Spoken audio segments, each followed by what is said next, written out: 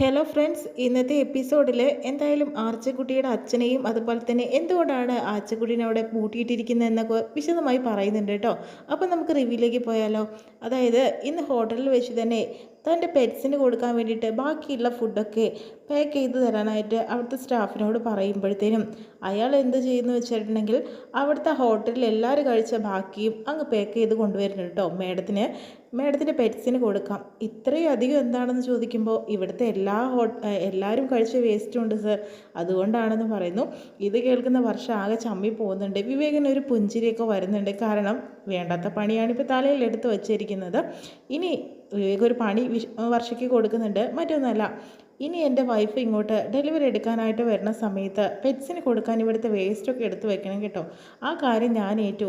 ഇനി മാഡത്തിൻ്റെ പെറ്റ്സ് ഒരിക്കലും ഫുഡ് കിട്ടാതെ പ്രശ്നം ഉണ്ടാക്കില്ല എന്നൊക്കെ പറയുന്നു. എന്നിട്ട് അയാൾ പോകുന്നുണ്ട് കേട്ടോ. ആ സമയത്ത് വിവേകിനെ പോയി തല്ലുന്നുണ്ട്. കാരണം എന്ത് പണിയാണ് കാണിച്ച്. ഒരു മണി അരി പോലും വേസ്റ്റാക്കി കളയരുതെന്ന് താനല്ലേ പറഞ്ഞത്, അതുകൊണ്ടാണ് ഇങ്ങനെയൊക്കെ പറഞ്ഞത്. ഇനി ഈ ഫുഡ് എന്ത് ചെയ്യും? ഫുഡ് വേണമെങ്കിൽ എടുത്തുകൊണ്ട് പോകും എന്ന് പറഞ്ഞിട്ട് വർഷം അങ്ങോട്ട് പോകുന്നു കേട്ടോ.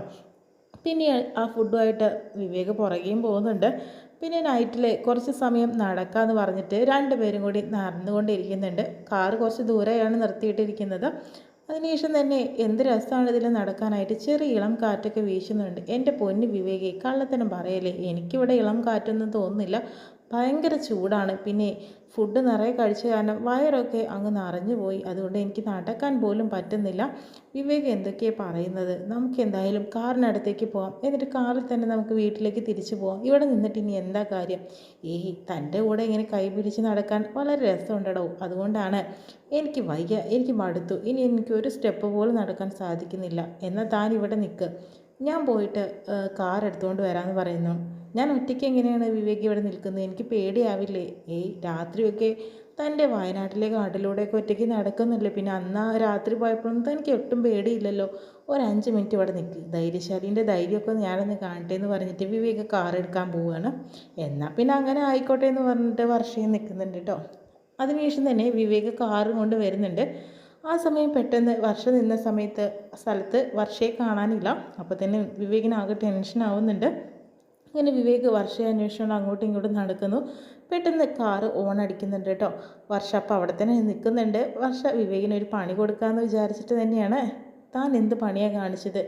എന്താ എന്നെ കാണാതായപ്പോൾ ഇങ്ങനെ വിഷമിച്ചോ എന്ന് ചോദിക്കുമ്പോൾ പിന്നെ അല്ലാതെ ഒരു നിമിഷം എൻ്റെ ജീവൻ വരെ പോയി എന്ന് പറയുന്നുണ്ട്. താൻ എന്നെ ഇങ്ങനെയൊന്നും ചെയ്യരുത്, തന്നെ കാണാതായപ്പോൾ ഞാൻ എത്ര ടെൻഷനായെന്നറിയോ എന്ന് പറഞ്ഞ് നോക്കി നിൽക്കുന്നുണ്ട്. ആ സമയത്താണ് ശിവയുടെ കോള് വർഷയുടെ ഫോണിലേക്ക് വരുന്നുണ്ട് കേട്ടോ. ശിവ വിളിക്കുന്നുണ്ട്. എന്തെങ്കിലും വാങ്ങിക്കൊണ്ടുവരാനോ അല്ലെങ്കിൽ എന്തെങ്കിലും പറയാനോ ആയിരിക്കും, താൻ ഫോൺ എടുത്തോ എന്ന് പറയുന്നു. അങ്ങനെ ഞങ്ങളൊരു സ്ഥലത്തുണ്ട്, അങ്ങോട്ട് വരണമെന്ന് പറയുന്നുണ്ട്. അങ്ങനെ വിവേകും അതുപോലെ വർഷയും അഞ്ജുവും രാഹുലൊക്കെ ഇവർ നിൽക്കുന്ന സ്ഥലത്തേക്ക് വരുന്നുണ്ട് കേട്ടോ. എന്തായാലും നിങ്ങളൊക്കെ നന്നായിട്ട് കറങ്ങാനായിട്ട് പോയിരിക്കില്ലേ, ഞാനും അഭിയും കൂടി അടിച്ചു പൊളിച്ചു എന്ന് പറയുന്നു. വർഷ നമ്മുടെ അഞ്ജു ആണെങ്കിലോ ഇവരിങ്ങനെ എൻജോയ് ചെയ്ത് കണ്ടപ്പോൾ എനിക്കും ഒരു കൊതിയായി കേട്ടോ.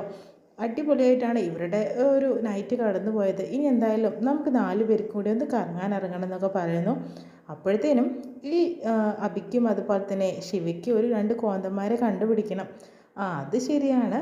അപ്പോൾ തന്നെ ശിവ പറയുന്നുണ്ട്, എന്തായാലും നിങ്ങളെപ്പോലത്തെ 2 കോന്തന്മാരെ തന്നെ ഞങ്ങൾക്ക് കിട്ടിയാൽ മതിയായിരുന്നു എന്ന് പറയുന്നു. എന്തായാലും ഞങ്ങൾ 4 പേരും കൂടി കുറച്ച് നേരം കൂടി ഇവിടെ ഇരിക്കട്ടെ, നിങ്ങൾ എന്തായാലും പൊക്കോളാം എന്ന് പറയുന്നു. അങ്ങനെ രാഹുലും അതുപോലെ വിവേകും കൂടി തിരിച്ചു പോകുന്നുണ്ട് കേട്ടോ.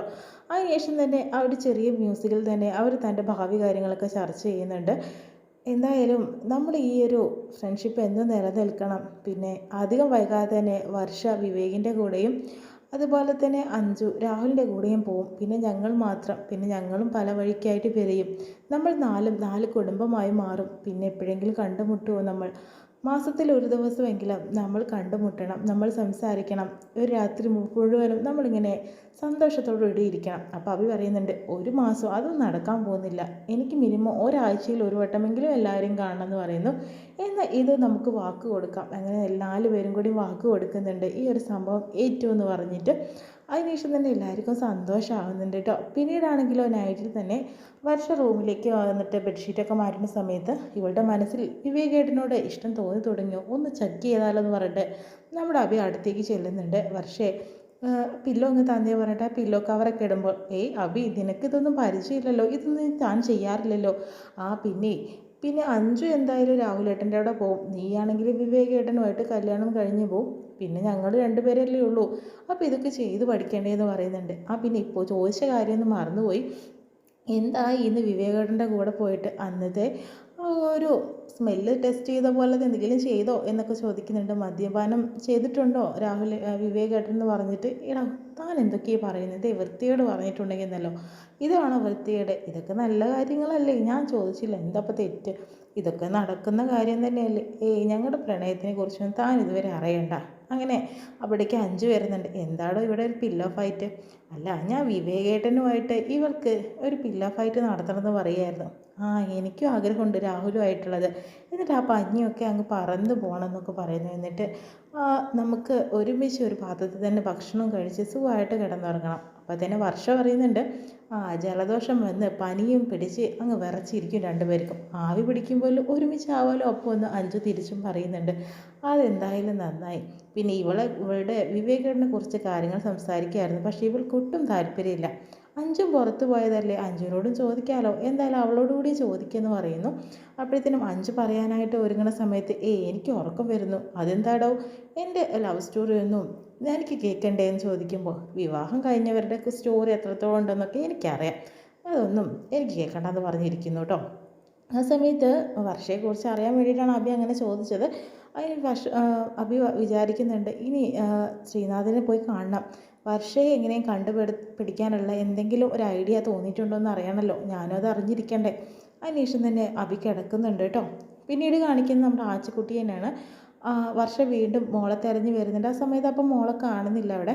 മോളേന്ന് വിളിക്കുന്നുണ്ട്. ആ സമയത്ത് ചേച്ചീന്ന് വിളിച്ചിട്ട് പെട്ടെന്ന് ഓടി വരുന്നുണ്ട് കേട്ടോ. എനിക്ക് വിശക്കുന്നു ചേച്ചി എന്ന് പറയുന്നു. മോളുടെ അച്ഛനും അമ്മയും എവിടെയെന്ന് പറയുന്നത്, അച്ഛൻ വന്നിട്ടില്ല, അപ്പോൾ അമ്മയോ എനിക്ക് വിശക്കുന്നു വീണ്ടും വീണ്ടും ആ കുട്ടി പറഞ്ഞുകൊണ്ടിരിക്കുകയാണ്. ആ സമയത്ത് തൻ്റെ ബാഗിലുള്ള ഫുഡും വെള്ളമൊക്കെ ആയിട്ട് വരുന്നുണ്ട്. മോൾ കഴിക്കുമെന്ന് പറയുന്നു. ആ സമയത്ത് നമ്മുടെ ആച്ചിക്കുട്ടിയുടെ അച്ഛൻ അങ്ങോട്ട് വരുന്നുണ്ട് കേട്ടോ ഫുഡുമായിട്ട്. ആരാ ഇത് എന്താണെന്ന് ചോദിക്കുന്നു. ആ സമയത്ത് വർഷ ഇയാളെ കാണുമ്പോൾ അങ്ങ് ഞെട്ടുന്നുണ്ട്. ആരാന്നറിയില്ലല്ലോ വർഷയ്ക്ക്. ആ സമയത്ത് കുഞ്ഞ് പറയുന്നുണ്ട് അച്ഛ എന്ന് പറയുന്നു. ആ മോളെ എന്ന് പറഞ്ഞിട്ട് വരികയാണ്. നിങ്ങൾ ഈ കുട്ടിയുടെ അച്ഛനാണോ, എന്നിട്ടാണ് ഈ കുട്ടിയെ ഇങ്ങനെ പിടിച്ച് കെട്ടിയിരിക്കുന്നത് ഇതിനകത്ത്.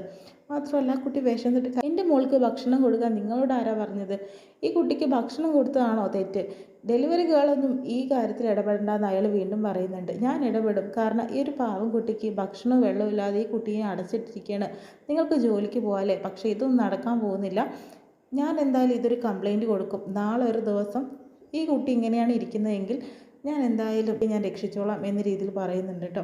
അപ്പോഴത്തേനും ആ ഒരു അച്ഛനാകെ ടെൻഷനാവുന്നുണ്ട് കേട്ടോ. ഞാൻ ഈ കുട്ടിക്ക് ഭക്ഷണം കൊടുക്കുമെന്ന് ഭാഷ വീണ്ടും പറയുന്നുണ്ട്.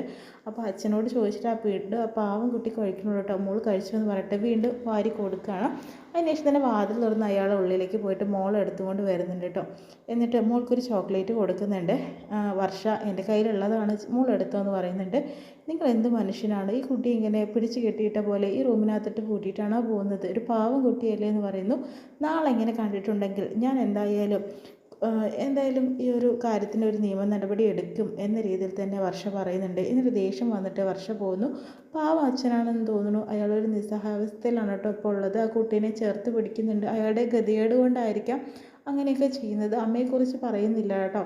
അതിനുശേഷം വീണ്ടും കാണിക്കുന്നത് നമ്മുടെ ശ്രീനാഥിനെയും അഭിയാണ്. അങ്ങനെ കേസിൻ്റെ കാര്യങ്ങളൊക്കെ സൈൻ ചെയ്ത് കൊടുക്കുന്നുണ്ട് കേട്ടോ പേപ്പേഴ്സിലൊക്കെ. ആ സമയത്ത് വക്കീൽ ഫീസിനെ കുറിച്ചൊക്കെ എന്നോട് പറയണം കേട്ടോ. ഫീസ് ചേട്ടനത് ഇഷ്ടമുള്ളത് തന്നാൽ മതിയെന്നേ, പിന്നെ എപ്പോഴും കാണുമ്പോഴും ചായയും തട്ടുദോശയും മറക്കാതെ വാങ്ങിച്ചു തരണമെന്ന് പറയുന്നു. തട്ടുദോശയും ചായയും കിട്ടുമെന്ന് പറഞ്ഞിട്ട് കേസ് അങ്ങനെ നീട്ടിക്കൊണ്ട് പോകാനൊന്നും പറ്റില്ല കേട്ടോ എന്ന് പറയുന്നുണ്ട്. പിന്നെ ആ കുട്ടിയുടെ കാര്യം, അതായത് വർഷയെ അന്വേഷിക്കുന്ന കാര്യം, ഒരു നാരായണി ചേച്ചി ഉണ്ടായിരുന്നു, അവളുടെ അമ്മയുടെ ബെസ്റ്റ് ഫ്രണ്ടാണ്. പക്ഷേ ആ ഒരു അമ്മ ഇപ്പോൾ അവിടെ എല്ലാവരും മകളുടെ അടുത്തേക്ക് പോയിരിക്കുകയാണെന്നാണ് പറയുന്നത്. അവർക്ക് അറിയുമായിരിക്കും വർഷ എവിടെയാണെന്നുള്ളതൊക്കെ. അതിനെക്കുറിച്ച് ഞാൻ അന്വേഷിച്ച് വരുന്നുണ്ട്. പിന്നെ താൻ പറഞ്ഞതുപോലെ വർഷ വിവാഹം കഴിച്ചിട്ടുണ്ടെങ്കിൽ ഒരു ശല്യമാവാതെ ഞാൻ ജീവനോട് ഉണ്ടെന്ന് തന്നെ അറിയിക്കാതെ ഞാൻ മാറിപ്പോയേക്കാം. പക്ഷേ അവൾ എനിക്ക് വേണ്ടി കാത്തു നിൽക്കുവാണെങ്കിലോ, വിധി ഞങ്ങൾ ഒരുമിപ്പിക്കാൻ നിൽക്കുവാണെങ്കിലോ അവളെ എനിക്ക് തന്നെ വേണം എന്ന രീതിയിൽ ശ്രീനാഥ് പറയുന്നു. ഇത് കേൾക്കുന്ന അഭി ആകെ വിഷമിക്കുന്നുണ്ട്. എന്ത് ചെയ്യണം എന്ന് തന്നെ അറിയില്ല. കാരണം ശ്രീയുടെ ഭാഗത്തും ന്യായമുണ്ട്, അതുപോലെ വർഷയുടെ ഭാഗത്തും. തൻ്റെ മുന്നിൽ ആരുടെ ഭാഗത്താണ് നിൽക്കേണ്ടതെന്ന് അറിയാതെ വിഷമത്തോടു കൂടിയായിട്ടോ നിൽക്കുന്നത് നമ്മുടെ അഭി. ഇത്രയും കാണിച്ചുകൊണ്ടാണ് ഇന്നത്തെ എപ്പിസോഡ് വിശേഷം കഴിയുന്നത്.